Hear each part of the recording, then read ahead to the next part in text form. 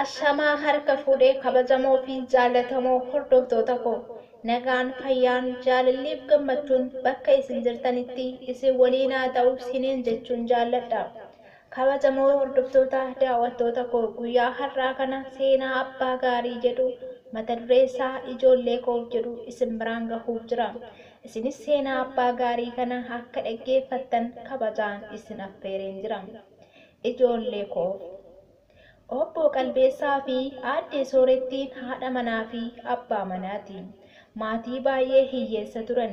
Jireenya gidiraa kana keessaa bahuuf baay'ee tattaafatu. Ciminaa fi kaayyoo guddaa maatii qabanidha. Iddoon jireenya isaanii baadiyyaa waan ta'eef akkuma jiraataa baadiyyaa kamiituu hojii qonnaa irratti bobba'anii jiraatu ture. Aadde Soorettii fi obbo Qalbeessan ijoollee sagalis waliin horatanii jiru. Ijoollee sagalan keessaa ijoolleen dhiiraa lamaa fi dubaraa lama ni baratu. Obbo Qalbeessaan akkuma maqaa isaanii abbaa gaarii fi jireenya gara fuulduraaf tattaafatanidha. Yeroo sanitti naannawa isaan jiraatan baadiyyaa keessa waan ta'eef ijoolleen shamarranii dhiiran walqixa carraa barnootaa argachuun baay'ee dhiphaa ture. Obbo Qalbeessan garuu nama kutannoo fi murannoo cimaa qaban waan ta'aniif ijoollee isaanii dhiiraaf dubara osoo adda hin baasin carraa barnootaa walqixa akka argataniif ijoollee isaanii baay'ee jajjabeessu ture. Aadde Soorettiinis haadha cimtuu waan taateef yeroo haadholiin naannoo sanii ijoollee shamarranii barumsa irraa daangessanii heerumaaf dirqisiisan isaan garuu ijoolleen isaanii dhiiran walqixa carraa barnootaa akka argataniif baay'ee deeggaru ture. Maatii baay'ee wal jaalatu, wal kabajuu fi gammachuudhaan waliin jiraatanidha. Osuma kanaan jiranuu guyyaa tokko obbo Qalbeessaa dhukkube. Maatiin hunduu dhukkubbii abbaa isaaniif naasuu guddaa fi gadda cimaa keessa seenani. Obbo Qalbeessanis dhukkubsachuu isaaf baay'ee rifate. Ofii koof miti ijoollee koofan gaddee jedhe. Akkuma beekamu maatiin kun maatii baay'ee hiyyeessa turan. Ta'us yeroo sanatti obbo Qalbeessan dirqama mana yaalaa deemuu akka qabu hubatan. Akkuma ta'ee ta'anii fudhatanii gara mana yaalaa geessan. Guyyaa muraasa booda obbo Qalbeessan yaalii argataniin dhukkubbii isaanii irraa fooyya'anii jiru. Guyyaa muraasaaf erga mana yaalaa turanii amma sadarkaa gaariirra waan jiraniif gara mana isaanii akka galan itti himame. Isaanis yeruma sana fudhatanii gara mana galan. Obbo Qalbeessan amma fooyya'eera, akka gaarii irra jira. Maatiinis baay'ee gammadanii jiru. Amma abbaan isaanii waan fooyya'aniif ijoolleenis gara mana barumsaa deemanii jiru. Obbo Qalbeessanis dhukkuba isaanii irraa waan fooyya'aniif gammadanii gara hojii isaaniitti deebi'an. Aadde Soorettiin yeroo abbaan manaa isaanii qonna deemu ijoolleen kun mana barumsaa yoo deeman ijoollee xixiqqoo guddisaa mana keessa oolti ture. Amma garuu jireenyi ulfaattuu ta'uu ishee erga hubattee anis maafan hin hojjenne jettee murteessite. Aadde Soorettiinis haraqee baasuu akka qabdu murteessite. Maatiin kun maatii guddina gara fuulduraaf tattaafatu waan ta'aniif hojii isaanii kabajaan haalaan hojjetanii jiraatu. Hiyyeessa ta'uu isaaniif hin gaddan ture. Ijoolleen isaaniis ijoollee abdii boruuti. Barumsa isaanii haalaan baratanii hawwii fi dheebuu maatii isaanii galmaan ga'uuf baay'ee tattaafatu ture. Maatiin kun maatii wanta hunda keessatti haalli hammaatan fedhee yoo isaan mudates abdii hin kutannedha. Gaarii hamaa hunda obsaan dabarsaa maatii jiraatan turani. Maatiin biroo baay'ee isaan hawwa fakkeenya gaarii namaaf ta'uu ture.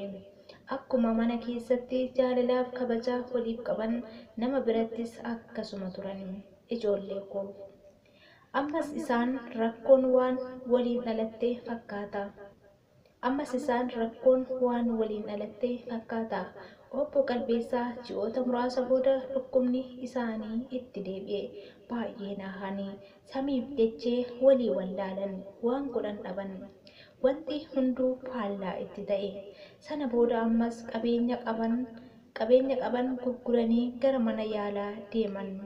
Ergasiis yaaliin godhameef haa ta'u malee dhukkubbiin obbo Qalbeessaa waan irraa tureef baay'ee miidhamee jira. Maatii hundattuu dhukkubbii mataa itti ta'e. Guyyaa baay'eedhaaf mana yaalaa erga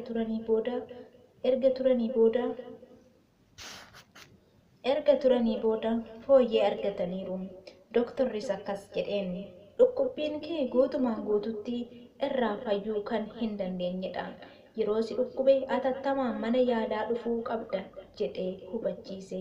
Guyyaa baay'ee erga mana yaalaa keessa ture yaalii barbaachisu godhanii fi amma gara mana kee galuu dandeessa jedhanii gara manaatti geggeessan.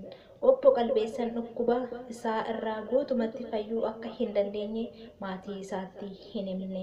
Akkuma waan fayyeetti maatii isaa gammachiisuuf jedhee of jajjabeessee gara manaatti galan. Inni garuu baay'ee gaddee, ofii koof nan du'a, ijoollee koofan gaddee jedha ture. Maatiin hunduu garuu abbaan isaanii waan dhukkuba isaa irraa fooyya'e se'anii baay'ee gammadan. Obbo Qalbeessaanis ijoollee isaa gammachiisuuf osoo keessa isaatti dhukkubbiin itti dhagahamuu obsee ijoollee isaa waliin taphata ture. Dhukkubbiin baay'ee itti dhagahamus ani nan du'a, fayyuu hin danda'u, maaliifan qabeenya koo balleessa jedhee ofirratti murteesse. Qabeenya koo balleessee ijoollee koo hiyyummaa dhaalchisuu hin qabu jedhee ofirratti murteesse. Dooktarri garuu yeroo dhukkubbiin sitti dhagahamu kootu yaaliin siif godhamaa jedhee gorsus obbo Qalbeessaan dhimma lubbuu isaa osoo hin taane dhimma ijoollee isaatu isa dhiphisee ture. Qabeenya balleessee ijoollee koo hiyyummaatti galchee anis lubbuun koo bahuun hin oolu waan ta'eef waan lama dhabuu hin qabu, fayyaa koo dhabeera. Qabeenyi kun immoo na waliin baduu hin qabu, ijoollee koof hafuu qaba jedhee ofirratti murteesse. Dhukkubbiin isaa guyyaarraa gara guyyaatti ittuma dabalaa deema. Maatiin isaa garuu rakkoo abbaan isaanii keessa jiru kana hunda quba hin qaban ture. Dhokfateetuma guyyaa hedduu lakkoofsisaa jira. Guyyaa muraasa booda maatii isaa hunda walitti waamee akkas jedheen ture. Yaa haadha manaa koo, yaa ijoollee koo, jajjabaadhaa, bakka yaaddan hunda gahaa, hawwii fi kaayyoo keessan hunda naaf milkaa'aa. Haadha keessaniif jaalalaaf kabaja yeroo kamuu hin jijjiiramne kennaafi. Namaan walii galaa jiraadhaa. Nama kamiifuu kabaja qabaadhaa. Nama sin miidhuu hin dhamayinaa. Namaaf dhiifama godhuu aadaa godhadhaa. Ijoollee fakkeenya gaarii ta'aa, mul'adhaa, guddadhaa. Biiftuun milkaa'inaa sammuu keessanitti haa baatu jedhee ijoollee isaa eebbise. Ijoolleen isaas gorsa abbaa isaanii irraa argatan kun baay'ee isaan gammachiise. Hamilee itti hore. Isaan tolee abbaa koo jedhanii fuula gammachuutiin gorsa isaa fudhatanii obbo Qalbeessaan amma du'aaf jireenya gidduu gahee jira. Baay'ee itti hammaate. Osoo himachuu barbaadu callisee, osoo nyaachuu barbaadu beela'ee obsee, osoo dhagahuu barbaadu callisee dhukkuba isaa irraa fayyuu akka hin dandeenye mirkaneeffatee jira. Guyyaan tokko waggaa 100 itti ta'e hunda obsaan dabarsee jiraachaa jira. Aadde Soorettiin garuu erga obbo Qalbeessaan maatii isaaf gorsa kana dabarsee maaliif akkas jedhee laata jettee gaafii of gaafachaa yeroo hunda itti yaadaa jiraatti.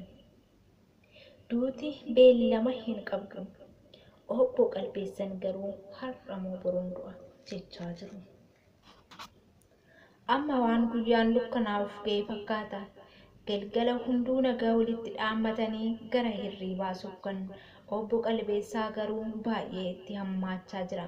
Sa'aatii muraasa booda halkan qixxee baay'ee dhukkubee.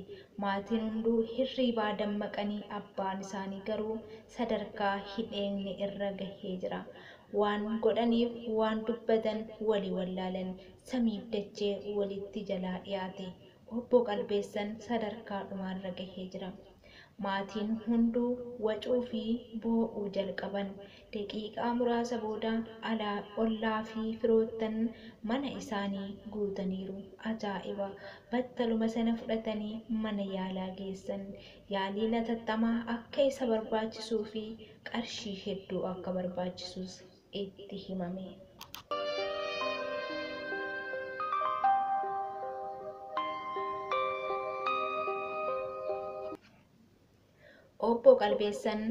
Obbo Qalbeessaan garuu du'aaf jireenya gidduu jira. Yeruma sana maatiin isaa qarshii barbaaduuf asiif achi jechuu jalqaban. Namticha abbaa qabeenyaa obbo Wayyeessaa jedhamuun wal argan. Aadde Soorettiinis qabeenya jiru hunda bakkan siif buusa. Nu gargaarii qarshii yaaliidhaaf isa barbaachisu nuuf kenni jetteen muddamaan. Innis tole amma qarshii siniifan kenna. Qabeenya hunda bakka naaf buusuu kee naaf mallatteessi jedheeni. Isheenis tole jetteen. Obbo Wayyeessanis qarshii isaaf barbaachisu hunda aadde Soorettiidhaaf kenne. Obbo Qalbeessaan garuu waan barfatee dhaqeef osoo yaalamaa jiruu lubbuun isaa darbee jira.